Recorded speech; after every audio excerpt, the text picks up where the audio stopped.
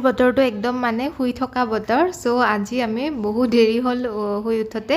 আৰু এয়া গা পা ধুই আহি পেলাই ধুনীয়াকৈ এয়া চাহ বনাবলৈ মানে দিছোঁ আৰু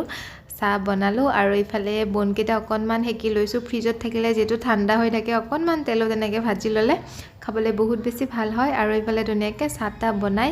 খালোঁ আৰু এতিয়া অমিতা এফাল আছিলে তাকো কাটিছোঁ কাটি অমিতাও খালোঁ আৰু এতিয়া দুপৰীয়াৰ আকৌ এয়া ভাত খাব লৈছোঁ ঘৰত আছোঁ যিহেতু অকল মানে খোৱাৰহে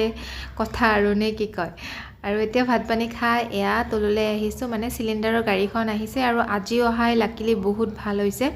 কাৰণ দেউতাক আছে ঘৰতে নহ'লে মোৰ যি যে গতি হয় চিলিণ্ডাৰ নিবলৈ মানে তো এই ফাৰ্ষ্ট ফ্ল'ৰলৈকে এনেকৈ উঠাই নিব লগা হয় আৰু এতিয়া সন্ধিয়া আকৌ খাবৰ কাৰণে এয়া মেগী বনাবলৈ দিছোঁ এয়া অকণমান মেগীত মই আজি গাজৰ বিলাহী আৰু পিঁয়াজ অকণমান এড কৰিছোঁ তাৰপিছত মছলা আৰু এয়া মেগীখিনি দি ধুনীয়াকৈ ৰেডি হৈ গ'ল খাবলৈ আজি অকণমান ইউনিক আছিলে বাই